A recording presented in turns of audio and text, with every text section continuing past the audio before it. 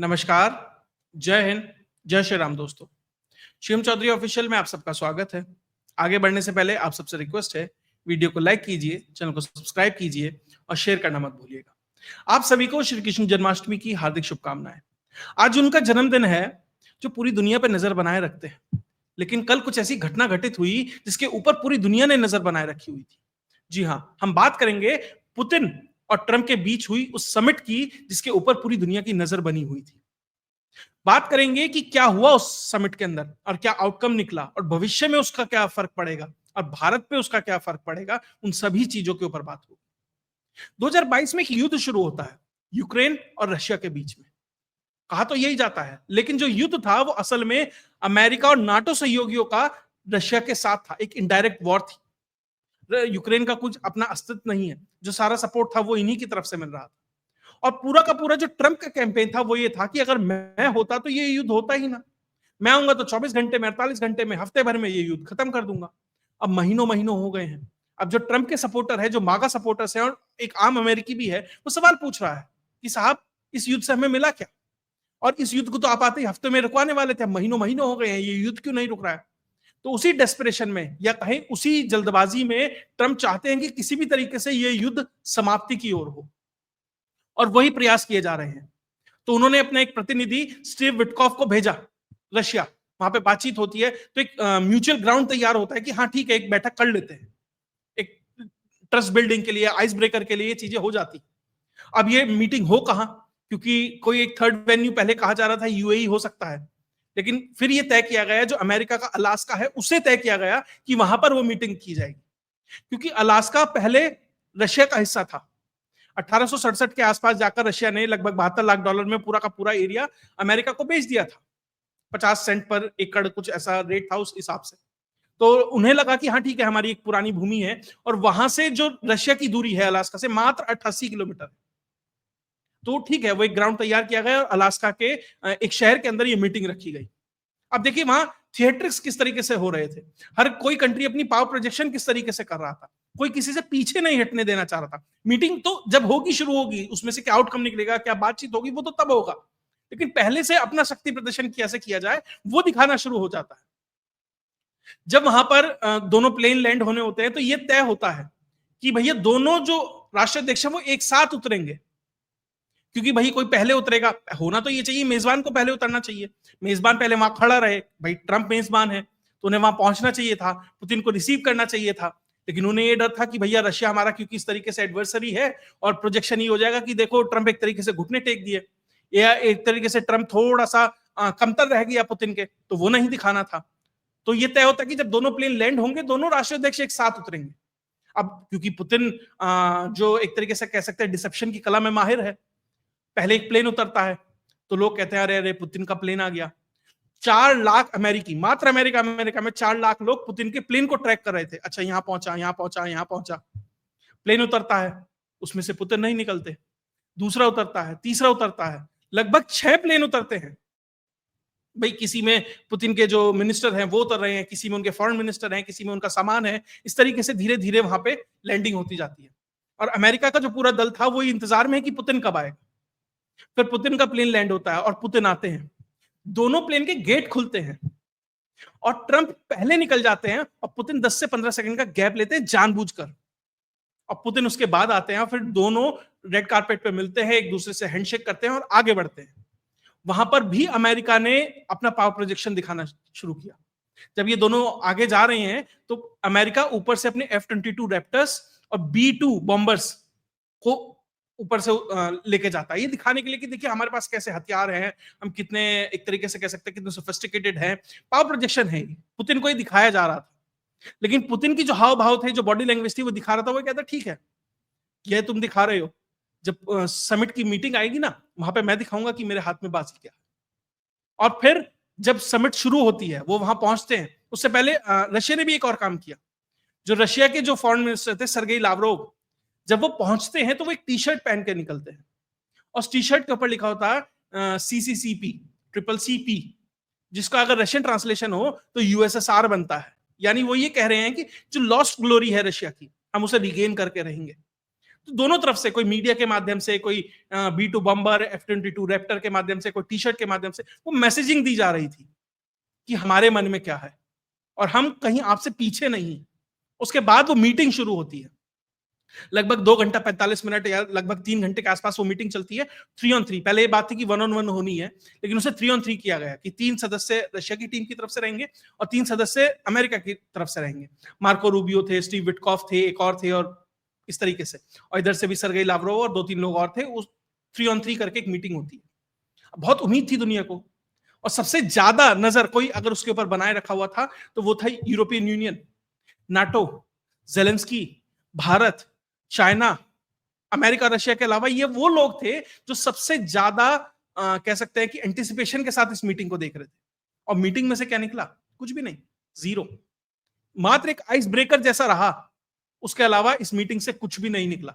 तो जो ट्रंप ये मानकर चल रहे थे, ट्रंप कह रहे थे ना कि मुझे सिर्फ 25% उम्मीद है कि मीटिंग फेल होगी, और मैं जाते 2 मिनट में बता दूंगा कि मीटिंग में से क्या निकलना है।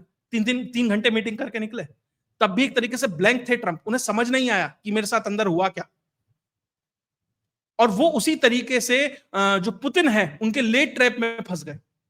बाहर आके एक प्रेस कॉन्फ्रेंस होती है, और जब प्रेस कॉन्फ्रेंस की बारी होती है तो ट्रंप से सवाल पूछे जाते हैं, तो ट्रंप क्योंकि प्रिपेयर्ड नहीं है, जो आदमी अपना होमवर्क करके नहीं आया है, जिस आदमी को बस फड्डे मारने हैं कि मैं ये कर दूंगा, वो कर दूंगा, ये ऐसा हो जाएगा और वैसा हो जाएगा, जब आपके पास कंटेंट नहीं होता, आप तैयार करके नहीं आते, ओवर कॉन्फिडेंस में होते हैं, तो ऐसा ही होता है। तो उन्होंने कहा कि नहीं नहीं, पुतिन साहब शुरू करेंगे। अब पुतिन क्योंकि प्रिपेयर्ड थे, उन्होंने बोलना शुरू किया, और वहीं से समझ आ गया कि जो ट्रंप है वो पुतिन के ट्रैप में फंस गए हैं, कि जो पुतिन चाह रहे थे वो हो रहा है। पुतिन ने वहां बोलना शुरू किया, लगभग 6-7 मिनट के लगभग पुतिन बोले। उन्होंने कहा कि देखिए, सबसे पहले तो हमारी एक शेयर्ड हिस्ट्री है। उन्होंने याद दिला दिया, ये जो जहां जगह तुम खड़े हो ना, वो मेरी जगह थी, अलास्का मेरी जगह थी। वो शेयर्ड हिस्ट्री को याद दिलाते हैं। वो याद दिलाते हैं कि हम नेबर्स हैं।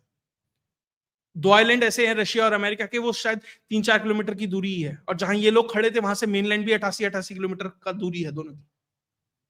तो उन्होंने याद दिलाया कि भैया लड़के कोई फायदा नहीं है, क्योंकि पुतिन हमेशा से चाहते हैं कि चीजें एक लेवल के अलग एस्केलेट ना हो। ध्यान रखिएगा, एक बार तो रशिया ने यह प्रपोजल तक दे दिया था कि हम नाटो में आने के लिए तैयार हैं, अमेरिका ने मना कर दिया, क्योंकि वो अपने आप को एडवर्सरी चाहते हैं, क्योंकि जो उनके यहाँ का MIC है, मिलिट्री इंडस्ट्रियल कॉम्प्लेक्स, वो नहीं चाहता कि शांति बनी रहे। हथियार कहां बेचेंगे साहब? आप देखिए, एक परपिचुअल स्टेट ऑफ वॉर हमेशा बनी रहती है, कभी इराक में, कभी अफगानिस्तान में, कभी यूक्रेन में, कभी कहीं, कभी कहीं, मतलब आप सीरिया में, वो हमेशा चलता रहेगा, क्योंकि वो फैक्ट्रियां चलती रहनी चाहिए। उसीलिए वो यूक्रेन को तैयार किया गया, नर्चर किया गया एज अ बैटल ग्राउंड। तो उन्होंने कहा कि हम नेबर हैं, चाहिए कि हम शांति बनाए रखें। लेकिन देखिए, ऐसा नहीं है कि सिर्फ अमेरिका की गलती है, रशिया में भी है, मतलब दोनों तरफ से इंटरेस्ट जुड़े हैं लोगों के। उस चीज को वो टोन डाउन करने का प्रयास कर रहे थे। उसके बाद पुतिन ने कहा कि कोई भी नेगोशिएशन होगी, कुछ भी होगा, मेरी प्रीसेट कंडीशंस है साहब, उनके बिना बातचीत नहीं होगी। अब प्रीसेट कंडीशंस क्या है?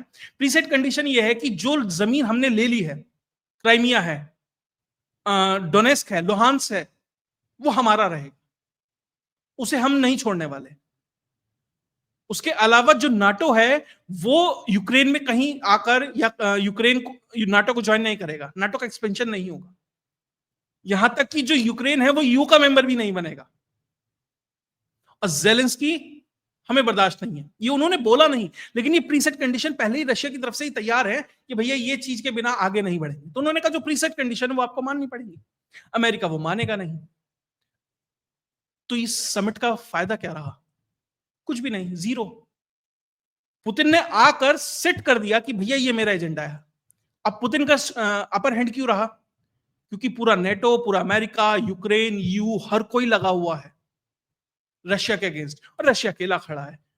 और 3 साल बाद, 3.5 साल बाद भी रशिया अपनी कंडीशन, ग्राउंड तो उसने गेन किया ही किया, और अपनी कंडीशंस को सेट करने में कामयाब रहा कि भैया इनके बिना बातचीत नहीं होगी। तो जैसे भारत था ना कि भैया पहले DGISPR पाकिस्तान, माफ कीजिएगा, जो DGMO है पाकिस्तान, वो फोन करेगा तब बातचीत होगी। भारत ने प्रीसेट कंडीशन रखी थी ना, तब जाकर चीजें कंट्रोल में आई। तो यहां पर भी रशिया ने कहा, भारत का अपर हैंड था, यहां भी रशिया ने कह दिया प्रीसेट कंडीशंस हैं, उनके बिना बातचीत नहीं होगी। और ट्रंप साहब उनका मुंह देखते रह गए। ट्रंप साहब ने तो कहा था कि यहां आएंगे, बातचीत होगी, कुछ निकलेगा इसके अंदर से, और मैं जाके अपनी पब्लिक को, अपनी पार्टी को दिखाऊंगा, उसके बाद मुझे नोबेल प्राइज मिल जाएगा। वो तो ये कह रहे हैं ना, भारत पाकिस्तान का युद्ध रुकवाया, अर्मेनिया अजरबैजान है, थाईलैंड कंबोडिया है, रशिया यूक्रेन है, ये तो सबसे बड़ा उनका एजेंडा है। इन 4-5 के बिना भी काम चल जाता। रशिया यूक्रेन रुक जाएगा तो मुझे तो नोबेल प्राइज पक्का मिल जाएगा। और नोबेल प्राइज की इच्छा क्यों है उनकी? 2 कारण है। सबसे पहले उनका जो कंपटीशन है ना, वो ओबामा से है। वो ये मानते हैं कि ओबामा 2 बार प्रधान राष्ट्रपति रहा, मैं भी 2 बार राष्ट्रपति रहा, उसे नोबेल प्राइज मिला, मुझे भी नोबेल प्राइज मिला। और ये कुंठा क्यों है ओबामा के साथ? कारण है कि ओबामा कभी उन्हें सीरियसली लेते ही नहीं थे। उन्हें एक तरीके से टीवी सेलिब्रिटी तक ही उन्होंने महदूद रखा था कि ये इतना ही है। और जब उन्होंने राष्ट्रपति के लिए ये कहा कि मैं चुनाव लड़ूंगा पहले टर्म में, तो ओबामा मजाक उड़ाते थे। वो मानते ही नहीं थे कभी कि ट्रंप जैसा नॉन सीरियस व्यक्ति भी कभी सीरियस बिजनेस में आ सकता है।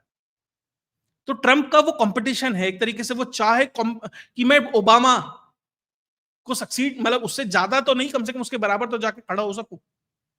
उसी प्रयास में उन्हें नोबेल प्राइज चाहिए, वही डेस्परेशन उनके अंदर दिखाई दे रही, इसलिए बार बार ये चीजें हो रही हैं।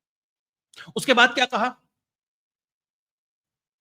पुतिन ने कहा कि ऐसा है, जो अगली मीटिंग होगी ना, वो मॉस्को में होगी। और वहां पे एक तरीके से ट्रंप एकदम से सकपका गए, ये क्या हो गया, मॉस्को में होगी मीटिंग। ट्रंप के लिए इससे ज्यादा बड़ा ब्लंडर डोमेस्टिक लेवल पे नहीं हो सकता कि अमेरिका का राष्ट्रपति जो युद्ध लड़ रहा है, जो अमेरिका युद्ध लड़ रहा है 3-3.5-4 साल से रशिया के खिलाफ, उसका राष्ट्रपति जाकर मॉस्को में जाकर खड़ा होएगा। ध्यान रखिएगा, पुतिन वॉशिंगटन डीसी में नहीं आए, किसी जो मेनलैंड है, बिल्कुल प्रॉपर मेनलैंड है अमेरिका के, उसके किसी बड़े या छोटे कहीं कैसे भी शहर में नहीं आए, और जाकर उन्हें मॉस्को बुला लिया। अब देखिए, अगर वो मॉस्को जाते हैं तो डोमेस्टिक पब्लिक को क्या कहेंगे, अगर वो मॉस्को नहीं जाते हैं तो नोबेल प्राइज का क्या होगा, क्योंकि मॉस्को नहीं जाएंगे तो पीस डील नहीं होगी, तो नोबेल प्राइज कहां से आएगा। तो ट्रंप को किस तरीके से धीरे धीरे अपने एक तरीके से ट्रैप में पुतिन लेते चले गए। लेकिन वो ये चाहते थे कि ट्रंप के लिए जमीन इतनी भी खराब ना हो जाए कि वो आगे ही ना बढ़ पाए। तो उन्होंने बीच में एक और चीज लाइन छोड़ दी कि अगर ट्रंप होते तो ये युद्ध ना होता। तो उनके लिए थोड़ा सा ब्रीदिंग स्पेस, जैसे होता है ना लिक्विड ऑक्सीजन में डाल देना कि आदमी ना मरे ना जिए, वो स्थिति पुतिन वहां पर करके चले गए। उन्होंने एक तरीके से अमेरिकी धरती पे आकर रशिया ने यह कहा, भैया मेरी ये डिमांड है, तुमने पूरे घोड़े खोल लिए, तुम जो चाहते थे तुमने वो कर लिया, तुमने बिल्कुल मेनलैंड कहीं 1000 किलोमीटर रशिया के अंदर आकर जेलेंस्की और उसकी पूरी टीम ने तैयारी कर ली, ड्रोन अटैक्स हुए थे उनके बेस के ऊपर, फिर भी मैं तुम्हारे मेनलैंड पे आकर अपने टर्म्स डिक्टेट करके जा रहा हूं, जो होता हो कर लो, और अगली बातचीत तुम्हें करनी है तो मॉस्को आना। और उसके बाद ट्रंप मात्र 4 मिनट बोलते हैं और फिर वो चले जाते हैं। और किस तरीके से, एक तरीके से अमेरिकन पूरे कैंप में डेस्परेशन थी। उसके बाद एक लंच का प्रोग्राम था, वो लंच का प्रोग्राम कैंसिल हो जाता है और ट्रंप अपने प्लेन में बैठते हैं और वो उड़ जाते हैं डीसी की तरफ, और वो उस पूरी की पूरी मीटिंग को बीच में छोड़ के चले जाते हैं। तो एक तरीके से जो बहुत उम्मीदें थी कि बहुत कुछ निकलेगा इसके अंदर से, बहुत कुछ निकला नहीं। हाँ, बस ये है कि इतना आइस ब्रेक हुआ कि दोनों राष्ट्राध्यक्ष एक साथ एक सामने आकर खड़े हुए। और एक और चीज, बड़ी बात गौर कीजिए, अमेरिका सिग्नेटरी है इंटरनेशनल क्रिमिनल कोर्ट का, उसने वारंट निकाला हुआ है गिरफ्तारी का पुतिन के अगेंस्ट। पुतिन अमेरिका की धरती पर पैर रखते हैं और अमेरिका गिरफ्तार नहीं कर पाता। तो डबल स्टैंडर्ड तो यहां पर भी है ना अमेरिका के, कि आप आईसीसी के सिग्नेटरी हैं और आप गिरफ्तार नहीं कर रहे, ना तो आपकी हिम्मत है, और आप किस तरीके से इंटरनेशनल इंस्टीट्यूशंस, अगर मैं यही मानूं तो इंटरनेशनल इंस्टीट्यूशंस को आप किस तरीके से ठेंगा दिखा देते हैं, ये भी इसमें दिखाई देता है। इसके बाद जो खबरें निकल कर आई भारत के लिए, वो भी महत्वपूर्ण है। ट्रंप की तरफ से जो प्रशासन है, जो अमेरिका है, उसकी तरफ से ये सामने निकल कर आया है कि अब चाइना के ऊपर तो टैरिफ लगेगा, लेकिन भारत के ऊपर टैरिफ नहीं लगेगा। यानी कि कहीं ना कहीं ये संदेश भी दिया गया कि आप हमारे सहयोगों को अगर आर्म ट्विस्ट करके हमें कुछ मनाना चाहेंगे, रशिया ने इस संदेश दिया एक तरीके से। अब अंदर क्या बातें हुई क्या नहीं हुई, लेकिन जब इस तरह की चीजें निकल के आती है तो यही एक तरीके से इन्फ्लुएंस निकाला जा सकता है। कि आप अब हमारे सहयोगियों का आर्म ट्विस्ट करके हमें कुछ मनाना चाहेंगे, तो भैया वो तो नहीं। आप कहेंगे 25% टैरिफ, 50% टैरिफ, 500% टैरिफ, और फिर कोई दूसरा देश मान जाएगा, ऐसा तो नहीं होगा, और ना ऐसा होता दिखाई दे रहा है। क्योंकि भारत के ऊपर आपने 50% टैरिफ लगा दिया, भैया 50% पे एक तरीके से बिजनेस वैसे ही डेड है। आप 100 करो, 500 करो, 5,000 करो, 10,000 करो, कोई फर्क नहीं पड़ेगा। और भारत ने उसका ऑल्टरनेटिव ढूंढा ना। भारत ने कहा ठीक है, जिस जिस सेगमेंट में हमें नुकसान होगा, जो हमारा पैसा बच रहा है रशियन ऑयल खरीद के, हम वहां से उसे सब्सिडाइज करने का प्रयास करेंगे। इसके ऊपर भी एक सीरियस डिस्कशन चल रहा है।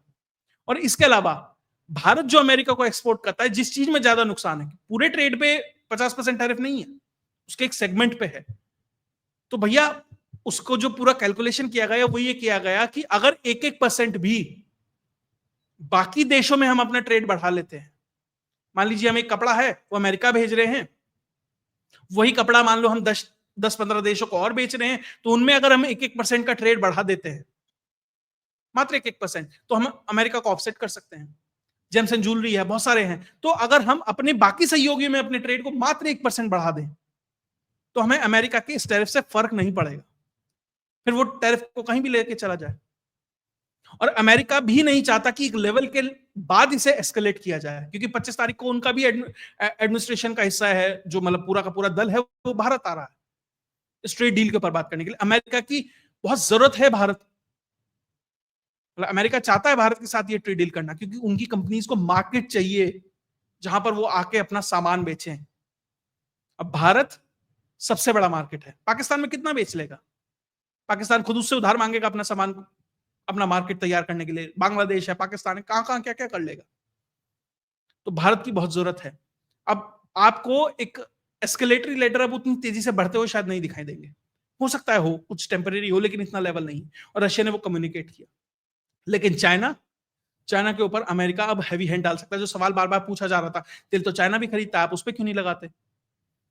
खैर, भविष्य में क्या होगा वो अलग बात है, देखना। और भारत किस तरीके से रिएक्ट करता है। भारत ने तो बल्कि बड़ी सदियों एक तरीके से इस पर बयान दिया कि हम बड़ा खुश हैं कि समिट हो रही है, आइस ब्रेक हो रहा है, चीजें आगे बढ़ रही हैं, भारत इस पर नजर बनाए हैं। जैसे अमेरिका भारत के कोई संबंध होते हैं ना किसी तीसरे देश से, तो वो अपनी बाज की नजर रखता है, तो भारत कह रहा है ठीक है, हम भी अपना कमेंट्री दे सकते हैं, हमारी भी वो हैसियत है। और इन सब के बीच जो एक व्यक्ति है, जेलेंस्की, जिसे अब अपना एंड गेम आता दिखाई दे रहा है, डेड एंड है उसके लिए। क्योंकि जिस दिन ये वॉर रुकी उस दिन डिस्पोजेबल एसेट है जेलेंस्की, क्या जरूरत है उसकी अमेरिका को? कुछ भी नहीं है। वो तब तक है, वो सिर्फ इसलिए बैठाया गया था कि ये स्टार्ट किया जा सके, जिस दिन ये खत्म उसे हटा दिया जाएगा। बिलियंस ऑफ डॉलर्स उसने ऑलरेडी साइफन ऑफ किए, कर ही लिए हैं। अब जेलेंस्की कह रहा है कि मुझे अमेरिका जाना है, और ट्रंप प्रशासन ऑलरेडी ये कह चुका है कि भैया हमारी बातचीत हो गई है, डील हमारी हो रही है। अब ये जेलेंस्की और यू के ऊपर है कि वो इसे किस तरीके से आगे बढ़ाते हैं, उनके पाले में गेंद है। क्योंकि अमेरिका पहले ही कह चुका है कि हम यूक्रेन को कोई हथियार नहीं देंगे, आपको चाहिए पैसा दो, यू को चाहिए पैसा दो, उसके बिना हम काम नहीं करेंगे। तो जिस तरीके से अमेरिका आगे बढ़ रहा है, अब आप ये समझिए कि धीरे धीरे इस पूरे के पूरी चीज को अब वो एक तरीके से समेटना चाहता है। क्योंकि जितना हथियार बेचना था वो बेच लिया, अब रीडेवलपमेंट के नाम पर, क्रिटिकल मिनरल्स के नाम पर जो वहां माइनिंग होगी, और अमेरिका उसमें भी रशियन कॉपरेशन चाहता है कि ठीक है आप माइनिंग करो, मिलके करते हैं, कोई दिक्कत नहीं है। दिक्कत यहां क्या आ रही है, जिन एरियाज के ऊपर रशिया क्लेम कर रहा है वहां पर सबसे ज्यादा क्रिटिकल मिनरल्स के भंडार है। जो रशिया है उसने स्ट्रेटेजिकली उन एरियाज को ही लोकेट कर कर एक तरीके से एनेक्स कर लिया है, क्योंकि वहीं पर सबसे ज्यादा मिनरल्स है। और अमेरिका को यही दिक्कत है कि भैया वो ये चाह रहा था कि रीडेवलपमेंट के नाम पर और क्रिटिकल मिनरल के नाम पर मैं कमाई करूंगा, पहले हथियार बिकेंगे, फिर रीडेवलपमेंट होगा, क्रिटिकल मिनरल आएंगे और पैसा ही पैसा होगा।